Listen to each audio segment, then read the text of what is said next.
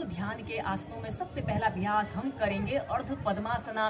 जो लोग पद्मासना को प्रैक्टिस ना कर सकें वह सबसे पहले अर्ध पद्मासना को प्रैक्टिस करें। अर्ध पद्मासना को करने से हमारे पैर भी काफी मजबूत बनते हैं। ऐसे ही आपने दंडासना की पोजीशन पर ऐसे कमर गर्दन बिल्कुल सीधी करते हुए ऐसे बैठ जाते हैं और अपने राइट पैर को उठाकर लेफ्ट थाइस के पास ऐसे रख लेते हैं। ऐसे अर्ध पद्मासना की पोजीशन पर आते हैं और अपने दूसरे पैर को भी ऐसे मोड़कर ऐसे अपने थाइस के नीचे से ऐसे रख लेते हैं। ऐसे अर्ध पद्मासना की पोजीशन पर रहते हैं और कमर गर्दन बिल्कुल सीधी करते हुए अपने दोनों हाथों को ज्ञान मुद्रा, अपने अंगूठे और तर्जनी अंगुली को ऐसे अग्र भाग में मिला लेते हैं और अपने घुटने के ऊपर ऐसे रख लेते हैं। जो लोग पद्मासना को प्रैक्टिस ना कर सकें तो वह सबसे पहले इस अभ्यास को अर्ध पद्मासना पर बैठकर अर्ध पद्मासना को प्रैक्टिस करें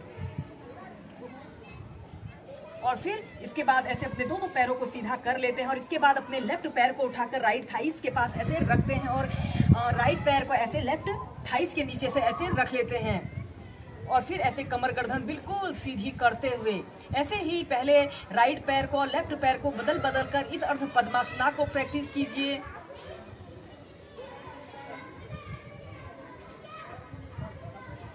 और फिर सीधे इसके बाद जब आप ऐसे ही अर्ध पद्मासना को एक आरामदायक स्थिति में लगा लेते हो तो अब हम करेंगे लोटस पोज।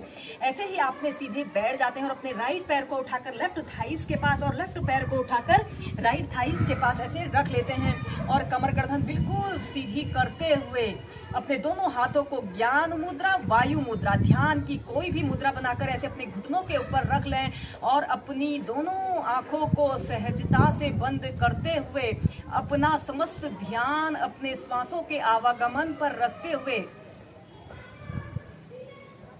कम से कम 5 से 10 मिनट इस अभ्यास को आप सुबह के समय, दिन में या शाम को जरूर प्रैक्टिस कीजिए। इस अभ्यास में आप प्राणायाम, ध्यान, धारणा जैसे समस्त अभ्यासों को प्रैक्टिस कर सकते हैं। और फिर इसके बाद ऐसे सीधे इसके बाद हम ध्यान के आसन में नेक्स्ट अभ्यास करेंगे सुखासना।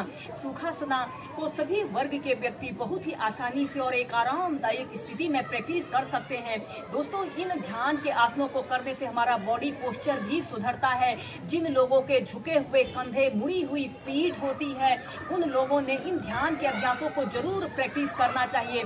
आपने अपने राइट पैर को ऐसे लेफ्ट थाइस के नीचे से ऐसे रख लेते हैं और दूसरे पैर को भी अपने थाइस के नीचे से ऐसे रख लेते हैं। ऐसे सुखासना की पोजीशन पर कमर गर्दन बिल्कुल सीधी करते हुए ऐसे अपने दोनों हाथों को घुटनों के पास ऐसे रख लें और ऐसे सीधे देखिए।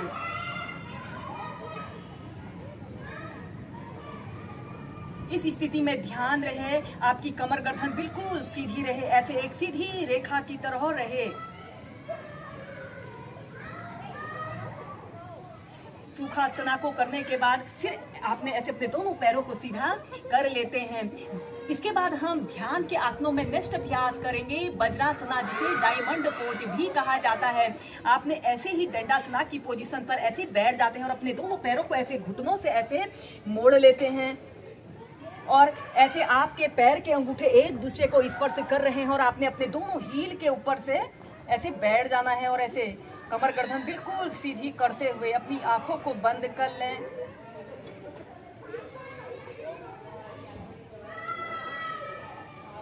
और ऐसे कम से कम इस वज्रासना योग को आप किसी भी समय प्रैक्टिस कर सकते हैं। वज्रासना योग एक ऐसा अभ्यास जिसे आप खाना खाने के तुरंत बाद या किसी भी समय प्रैक्टिस कर सकते हैं। दोस्तों ध्यान के आसनों में अब हम करेंगे भद्रासना योग। भद्रासना योग को करने के लिए सबसे पहले आपको वज्रासना को अच्छी तरह से करना आना चाहिए, तभी आप इस भद्र आसन को प्रैक्टिस कर सकते हैं। इस अभ्यास को करने से हमारे पैर काफी मजबूत बनते हैं। सबसे पहले आपने ऐसे ही दंडासना की पोजीशन पर ऐसे बैठ जाते हैं और फिर अपने दोनों पैरों को ऐसे घुटनों से ऐसे मोड़ लेते हैं। सबसे पहले ऐसे ही वज्रासना की पोजीशन पर एक आरामदायक स्थिति में आप बैठ जाइए और इसके बाद आपने अपने दोनों घुटनों को ऐसे आगे से जितना आप फैला सकते हैं उतना फैला लेते हैं और ऐसे आपके पैर के अंगूठे एक दूसरे को स्पर्श कर रहे हैं और आपने अपने दोनों हील के बीच में ऐसे बैठ जाते हैं और कमर गर्दन बिल्कुल सीधी करते हुए अपने दोनों हाथों को ऐसे अपने घुटनों के ऊपर रख लें। ऐसे ही इस अभ्यास को आप 5 से 10 मिनट कीजिए और फिर इसके बाद आपने वैसे अपने दोनों हाथों को ऐसे आपस में मिला लेते हैं। इस अभ्यास को एक बार हम पीछे से करके बताते हैं। सबसे पहले आपने ऐसे ही वज्रासना की पोजीशन पर ऐसे बैठ जाना है और आपने अपने दोनों घुटनों को ऐसे आपस में दोनों घुटनों को इतना जितना फैला सकते हैं उतना फैला लेते हैं। ऐसे आपने आपके पैर के अंगूठे एक दूसरे को स्पर्श कर रहे हों और आपने अपने हिप्स को ऐसे जमीन पर स्पर्श करा लेना है।